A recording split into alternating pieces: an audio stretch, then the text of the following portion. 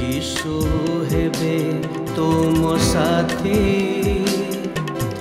दूर हेब भय भ्रांति से तो जगतर ज्योति अंधकार हेब इति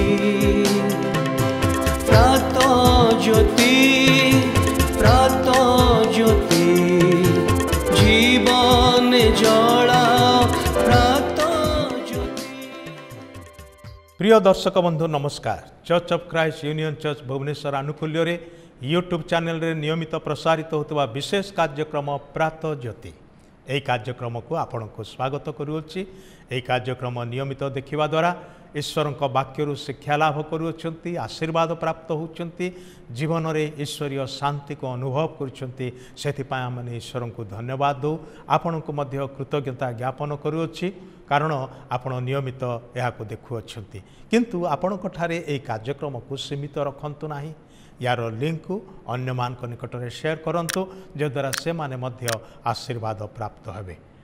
आम माने आज एक विशेष विषय नहीं कि आलोचना करिबा ताहा होची फेसिंग पीयर प्रेशर साथी मानक बा सांग मानक चापर सम्मुखीन केमिति हबा से संपर्क रे ईश्वर वाक्य रे रोमियो पुस्तक तार 12 अध्याय 2 पदरे आम मान को कहा जायछि तुम्हे माने एही वर्तमान जुगर अनुरूपी हो नाही किंतु जेपरी तुम्हे माने ईश्वर इच्छा कौन अर्थात उत्तम सुग्राह्य और सिद्ध विषय कौन यह परीक्षा करी जानिपार एथि निमंते आपणा आपणा मनर नूतनीकरण द्वारा परिवर्तित हुआ।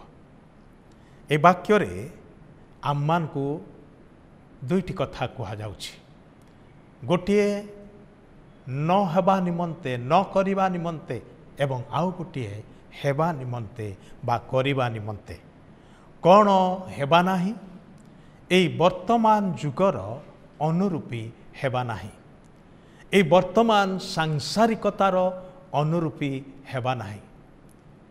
जमाना बदली बदली चली विभिन्न स्टाइल बदली बदली चली चिंताधारा सब बदली बदली चली फैशन बदली बदली चली कहीं प्रत्येक थर नुआ नुआ फैशन सब आसुची जेहेतु पुराना फैशन रे आमे आउ संतुष्ट नहु आम मानकर पुराना विषय सबरे आउ संतुष्ट नहु नुआ नुआ विषय आदरी नेबा को भल लगी थाए किंतु केतेक विषय अच्छी जोटा आम पाई लाभदायक नुहे केतेक विषय अच्छी जोटा आमर क्षतिकारक अटे।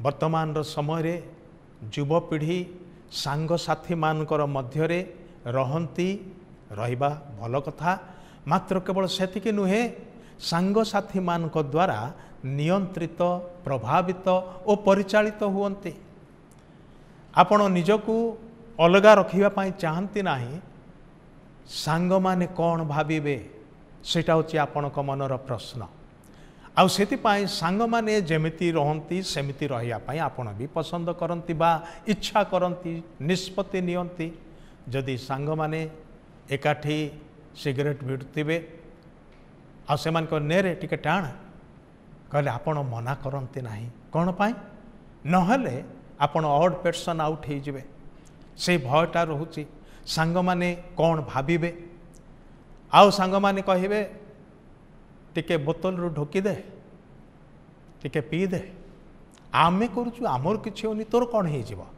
तू निजको कौन धार्मिक माने करछु ए जो सांग मानकर चाप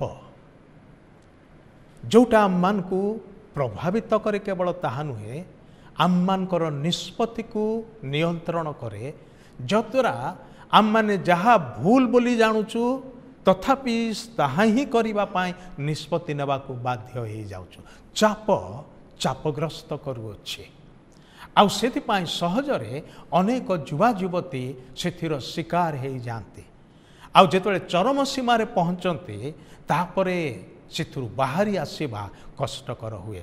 ଜୀବନ ସେତିକି ବେଳକୁ ବିଗିଡ଼ି ସାରିଥାଏ। ଆପଣଙ୍କର ଉଦ୍ଦେଶ୍ୟ, ଆପଣଙ୍କର ଲକ୍ଷ୍ୟ, ଆପଣଙ୍କର ଗନ୍ତବ୍ୟସ୍ଥଳ ଏସବୁ ଉଣା ପଡ଼ିଯାଇଥାଏ। ଜୀବନର ମୂଲ୍ୟ ଆପଣଙ୍କୁ ମୂଲ୍ୟବାନ ଲାଗେ ନାହିଁ। ବିଭିନ୍ନ ପରିସ୍ଥିତିର ମୁକାବିଲା କରିବା ପାଇଁ ଆପଣଙ୍କଠାରେ ସେ ଯଥେଷ୍ଟ ବୁଦ୍ଧି, ଜ୍ଞାନ କିମ୍ବା ଶକ୍ତିର ଅଭାବ ଦେଖାଯାଏ। ଭାଇ ଭଉଣୀମାନେ, ସେଥିପାଇଁ ସାବଧାନ ହେବା ଦରକାର। এই ସଂସାରରେ ଗୋଟିଏ ଢାଞ୍ଚା ଅଛି ଏବଂ ସେହି ସଂସାର କହୁଛି ତୁମେ ଏଇ ଢାଞ୍ଚା ଅନୁସାରେ ହୁଅ, ତୁମର ନିଜକୁ ତୁମେ ଏଇ ଛାଞ୍ଚରେ ଗଢ଼। ଅପରପକ୍ଷରେ ଯେଉଁ ଈଶ୍ୱର ଆପଣଙ୍କୁ ଆଉ ମୋତେ ସୃଷ୍ଟି କରିଛନ୍ତି ସେ ବିନା ଉଦ୍ଦେଶ୍ୟରେ ସୃଷ୍ଟି କରିନାହାନ୍ତି। ତାହାଙ୍କର ଗୋଟିଏ ନିର୍ଦ୍ଦିଷ୍ଟ ଉଦ୍ଦେଶ୍ୟ ଅଛି, ତାଙ୍କର ଗୋଟିଏ ପରିକଳ୍ପନା ଅଛି, ଗୋଟିଏ ଯୋଜନା ଅଛି। ଆଉ ଈଶ୍ୱରଙ୍କର ଯୋଜନା, ଈଶ୍ୱରଙ୍କର ପରିକଳ୍ପନା, ଈଶ୍ୱରଙ୍କର ଉଦ୍ଦେଶ୍ୟ ଆମ ପାଇଁ ସବୁବେଳେ ଉତ୍ତମ ଅଟେ, କହିବାକୁ ଗଲେ ସର୍ବୋତ୍ତମ ଅଟେ। କିନ୍ତୁ ତାହା ଗ୍ରହଣ କରିବା ପାଇଁ ଇଚ୍ଛା ହୁଏ ନାହିଁ, କାରଣ ସେ ଈଶ୍ୱରଙ୍କୁ ଆମେ ଦେଖିପାରୁନାହୁଁ, ସେ ଅଦୃଶ୍ୟ ଭାବରେ ଅଛନ୍ତି। କିନ୍ତୁ ସାଙ୍ଗମାନଙ୍କୁ ଆମେ ଦିନ ରାତି ଦେଖୁଛୁ, ସେମାନଙ୍କ ସହିତରେ ରହୁଛୁ, ସେଥିପାଇଁ ସେଇଟା ସହଜ ହେଇଯାଏ। କିନ୍ତୁ ସାଙ୍ଗମାନେ ଅନେକ ସମୟରେ ଭୁଲ ବାଟରେ ନେଇଯାଆନ୍ତି। ସେ ବିଷୟକ ସଚେତନତା ଆମ ପାଖରେ ନଥାଏ। ଈଶ୍ୱରଙ୍କ ବାକ୍ୟରେ ଗୋଟିଏ କଥା ଲେଖା ଅଛି, କୁସଂସର୍ଗ ଶିଷ୍ଟାଚାର ନଷ୍ଟ କରେ। ଆପଣ ଭଦ୍ର ଘରର ପିଲା ହେଇପାରନ୍ତି, ଭଦ୍ର ଘରର ଛୁଆ ଭାବରେ ଭଦ୍ରତା ଆପଣ ଜୀବନରେ ତ ଶିଖିଥାଇପାରନ୍ତି, କିନ୍ତୁ ଭୁଲ ସାଙ୍ଗମାନଙ୍କ ସାଙ୍ଗରେ ପଡ଼ିଲେ, ମନ୍ଦ ସାଙ୍ଗମାନଙ୍କ ସାଙ୍ଗରେ ପଡ଼ିଲେ, ଦୁଷ୍ଟ ପ୍ରକୃତିର ସାଙ୍ଗମାନଙ୍କ ସାଙ୍ଗରେ ମିଶିଲେ ଆପଣ ସେମାନଙ୍କ ଭଳି ହେବେ। ଆପଣ ହয়তো ଭାବିବେ ଯେ ମୁଁ ମୋର ଭଦ୍ରତା, ଉତ୍ତମତା, ଉତ୍ତମ ଗୁଣ ଦ୍ୱାରା ସେମାନଙ୍କୁ ପ୍ରଭାବିତ କରିବି। ଚେଷ୍ଟା କରନ୍ତୁ, କେତେଥର ଯେ ବିଫଳ ହେଇଥିବେ ତାର ସୀମା ନାହିଁ। କିନ୍ତୁ କେଉଁଟା ସହଜ ହେଇଛି? ସହଜରେ ସେମାନଙ୍କର ଅନୁସାରେ ଆଚରଣ କରିବା, ସେମାନଙ୍କ ଅନୁସାରେ ନିଷ୍ପତ୍ତି ନେବା, ସେମାନଙ୍କ ଅନୁସାରେ ଆପଣଙ୍କର ଜୀବନଶୈଳୀକୁ କଢ଼େଇ ନେବା, ସେଇଟା ସହଜ ହେଇଛି। ବାରବାର ସେମାନଙ୍କର ଚାପର ବଶବର୍ତ୍ତୀ ହେଇଛନ୍ତି, ଶିକାର ହେଇଛନ୍ତି। ଭାଇ ଭଉଣୀମାନେ, ସାଂସାରିକ ଢାଞ୍ଚା, ଛାଞ୍ଚ, ସେଥିରେ ଆପଣଙ୍କର ଜୀବନକୁ ଗଠନ କରିବେ ନା ଈଶ୍ୱର ଦେଉଥିବା ଉଦ୍ଦେଶ୍ୟ, ପରିକଳ୍ପନା ଅନୁସାରେ ଆପଣଙ୍କର ଜୀବନକୁ ଗଠନ କରିବେ? ଚିନ୍ତା କରନ୍ତୁ। ଏଠି ଆମମାନଙ୍କୁ କୁହାଯାଇଛି, ତୁମମାନେ ଯାହା ଉତ୍ତମ, ସୁଗ୍ରାହ୍ୟ ଏବଂ ସିଦ୍ଧ ବିଷୟ ତାହା ଯେପରିକି ଜାଣିପାରିବ ଏବଂ କରିପାରିବ, ସେଥିପାଇଁ ନିଜର ମନକୁ ନୂତନୀକରଣ କର। ମନକୁ କେମିତି ନୂତନୀକରଣ କରିବା? ଈଶ୍ୱରଙ୍କର ପବିତ୍ର ବାକ୍ୟ ଦ୍ୱାରା। ବାକ୍ୟ ଆମମାନଙ୍କର ମନକୁ ପରିଷ୍କାର କରେ। ଭକ୍ତ ଦାଉଦ କହିଲେ, ମୁଁ ଆପଣା ହୃଦୟ ମଧ୍ୟରେ ସଦାପ୍ରଭୁଙ୍କର ବାକ୍ୟକୁ ସାଇତି ରଖିଅଛି, ଯେପରିକି ମୁଁ ପାପ କରିବେ ନାହିଁ। ପବିତ୍ର ବାକ୍ୟ ଆମମାନଙ୍କର ଜୀବନକୁ ସଜାଡ଼ି ଦିଏ, ଆମମାନଙ୍କର ଜୀବନକୁ ନୂତନ କରି ପକାଏ। ସେଥିପାଇଁ ଆମମାନେ ମନରେ ନୂତନୀକୃତ ହେବା ଆବଶ୍ୟକ ଅଟୁ। ଏକ ରୂପାନ୍ତରିତ ଜୀବନ ଆବଶ୍ୟକ ଅଟେ। ଆଉ ଏ ରୂପାନ୍ତରର ବିଷୟ ପ୍ରଭୁ ତାହାଙ୍କର ବାକ୍ୟ ଦ୍ୱାରା ଆମ ଜୀବନରେ କରିଥାନ୍ତି। ସେଥିପାଇଁ ଆସୁ ଆମମାନେ ସାଙ୍ଗମାନଙ୍କ ଚାପର ବଶୀଭୂତ ହେବା ବଦଳରେ ଈଶ୍ୱରଙ୍କର କଥା ମାନିବା ପାଇଁ ଯତ୍ନବାନ ହେଉ। ଆସୁ ନିଜକୁ ପ୍ରଭୁଙ୍କଠାରେ ସମର୍ପଣ କରିବା, ପ୍ରାର୍ଥନା କରିବା। ପ୍ରିୟ ପ୍ରଭୁ, ବିଭିନ୍ନ ବିଷୟ ଆମମାନଙ୍କୁ ଚାପଗ୍ରସ୍ତ କରେ, ଚାପି ପକାଏ, ଆମମାନେ ଅଣନିଶ୍ୱାସୀ ହେଇଯାଉ, ସେଥିରୁ ମୁକୁଳି ପାରିନଥାଉ। ମାତ୍ର ତୁମେ ଆମମାନଙ୍କୁ ସେଥିରୁ ଉଦ୍ଧାର କରିବା ପାଇଁ ତୁମେ ସମର୍ଥ ଅଟ। ସେଥିପାଇଁ ତୁମ ନିକଟକୁ ଆସିଛୁ। ତୁମେ ଦୟା କର, ସମ୍ପୂର୍ଣ୍ଣ ମୁକ୍ତ କର, ସମ୍ପୂର୍ଣ୍ଣ ନୂତନ କର, ତୁମଠାରେ ବଞ୍ଚି ରହିବା ପାଇଁ ସାହାଯ୍ୟ କର। ଏହି ପ୍ରାର୍ଥନା ପ୍ରଭୁ ଯୀଶୁଖ୍ରୀଷ୍ଟଙ୍କ ନାମରେ ଉତ୍ସର୍ଗ କରୁଅଛୁ। ଆମେନ୍। ଧନ୍ୟବାଦ। ପ୍ରଭୁ ଆପଣଙ୍କୁ ଆଶୀର୍ବାଦ କରନ୍ତୁ।